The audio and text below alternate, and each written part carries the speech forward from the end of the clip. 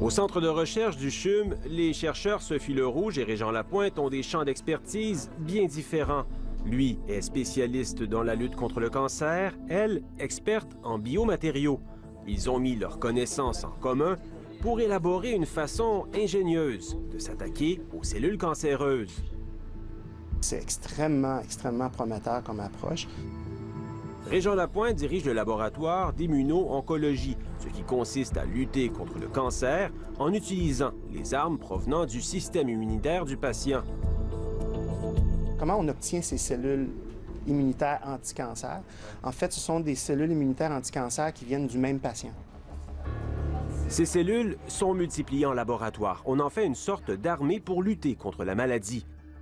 On retourne ensuite les cellules immunitaires dans le sang, on lance l'armée à l'assaut de la tumeur.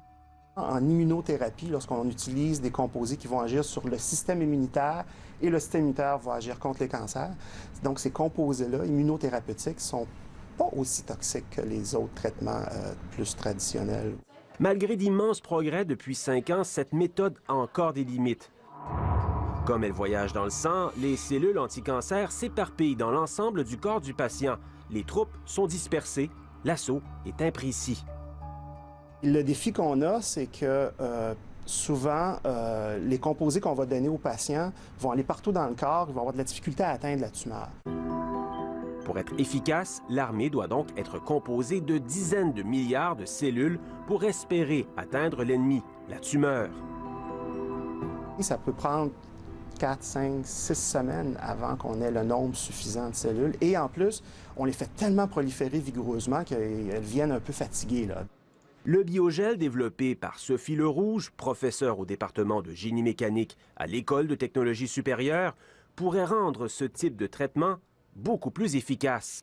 Au départ, on voulait développer un gel qui soit injectable, qui puisse servir de réservoir à des cellules pour n'importe quel type de thérapie cellulaire. En présentant ses recherches sur les biogels, elle a attiré l'attention du professeur Lapointe. Lorsque j'ai vu la présentation de Sophie, j'ai immédiatement compris qu'on pouvait utiliser son biogel. Alors, je vais le couler là. Ce biogel est très particulier. D'abord, il est constitué à la base de poudre de carapace de crevettes de Matane, mélangée à un ingrédient gélifiant. On va donc simplement mélanger ces deux agents et lorsqu'ils seront mélangés, ils vont rester liquides à température pièce, mais ensuite ils vont se gélifier à 37 degrés. Et donc c'est tout la beauté de la chose. Le biogel devient un moyen de transport idéal pour l'armée de cellules immunitaires. Comme le gel est liquide à température pièce, on peut facilement l'injecter dans le corps à proximité de la tumeur, soit à l'aide d'une aiguille ou d'un cathéter. Mais une fois à l'intérieur du corps, le gel se solidifie, ce qui fait que les cellules anti-cancer restent concentrées autour des cellules cancéreuses. L'attaque est beaucoup plus ciblée. Au lieu d'en donner des centaines de milliards dans le sang, on peut peut-être en mettre juste quelques millions dans un gel, dans un biogel qu'on va coller sur la tumeur, et ils vont sortir du gel pour aller tuer la tumeur qui est immédiatement à côté. Leur découverte sème l'espoir, mais les chercheurs préviennent, il leur reste encore beaucoup de travail et de recherche avant de pouvoir administrer ce type de traitement sur les humains.